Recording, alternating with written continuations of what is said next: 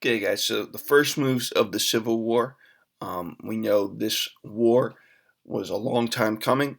The 1860 election of Abraham Lincoln was kind of the catalyst, the spark that really got it started. Um, but it was many things that led up to it. We're going to talk about the first steps of the war today. The next week, so we'll actually get into the different battles and things that were fought.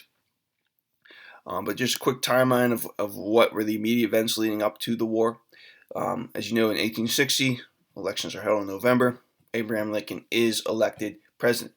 He does not take office as president until March of the next year. Nowadays, that's January. It's made a little shorter, but according to the Constitution, the first presidents all started their term in March. So before he's even elected, before he's even inaugurated, after his election, South Carolina and 8 other states secede from the Union and they form the Confederacy in 1861, in February of 1861, before Lincoln becomes president. Um, at this point, there are still several states, Virginia, North Carolina, Tennessee, that will join the Confederacy, but are still part of the Union at the start of Lincoln's presidency.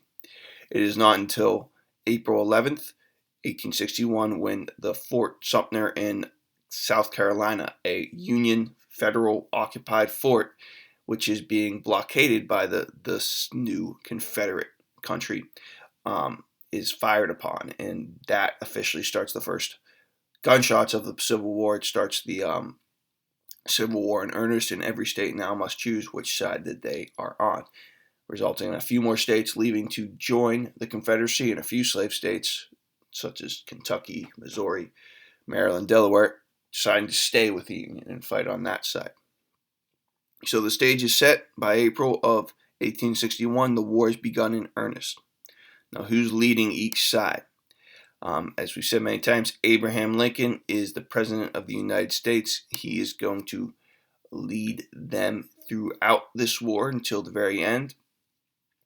On the opposite side, Jefferson Davis, a kind of a war hero from the Mexican War, a Southerner, will become president of the Confederacy.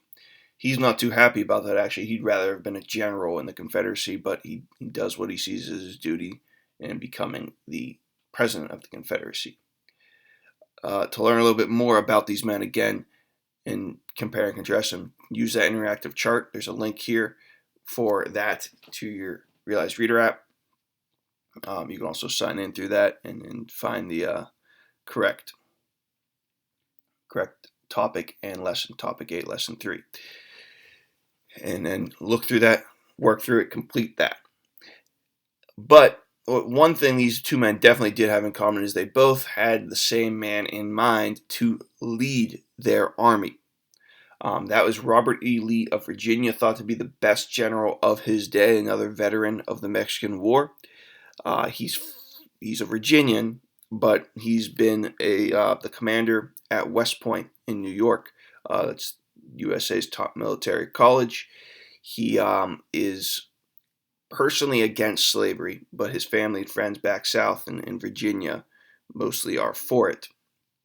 And he has a real dilemma. He has to decide which side he's going to support. Eventually, he decides he can't betray his home state, and he goes and joins the Confederacy and agrees to be their commander instead of the Union.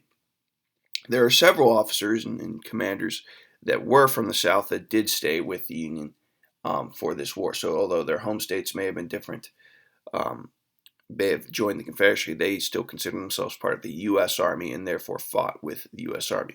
Again, this war really did, in many cases, pit brother against brother. These men that were leading the Confederacy once fought alongside the men that were leading the Union. And that could be very hard for some of these people. The expectations for the war, even though the South gets the best general, the North had a lot of confidence. They were looking at the odds, and they figured that they could win this war pretty quickly. The slogan was "Home by Christmas." War starting in April, everybody thought, well, it's going to be less than a year. It's going to be a quick one. And they had a lot of reasons to think about that. We have the North being a richer, more populous part of the country. The South is mostly poor. A lot of their people that they do have are slaves, and they're not likely to fight for the Southern way of life, which is very oppressive to them.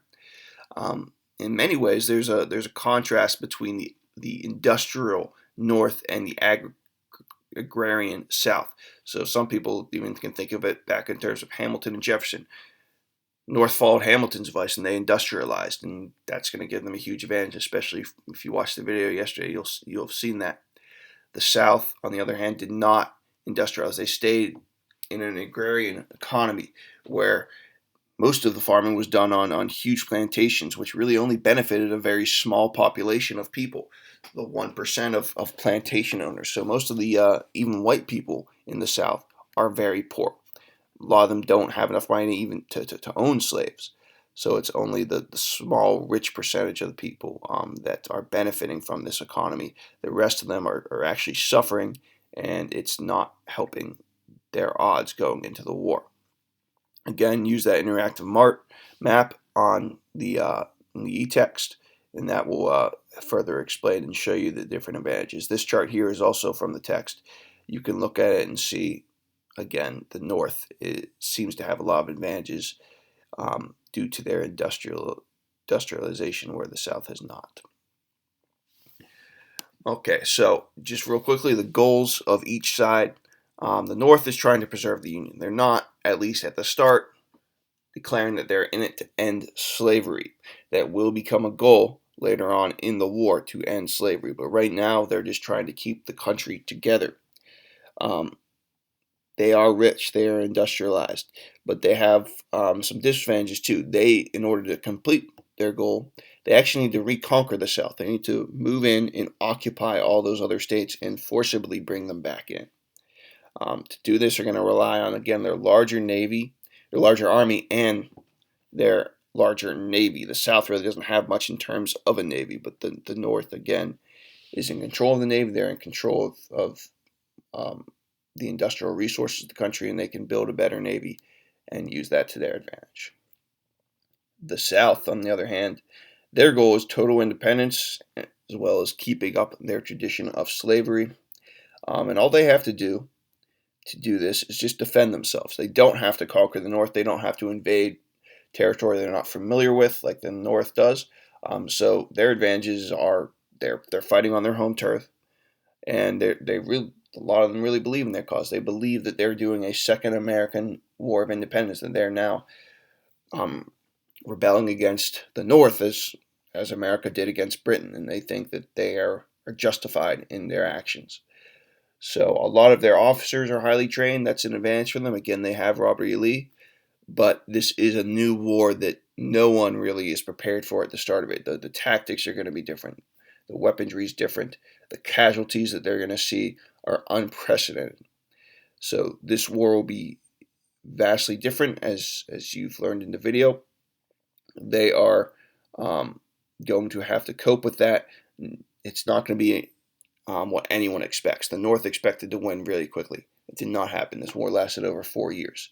So they're in for a big surprise as we start to look at the different battles and events of the war and people starting next week. All right, guys, finish this up today with the charts, and then submit the assignments from this week, and you are done for the week. Have a great day. I will talk to you on Monday. Come to office hours today or tomorrow if you need anything.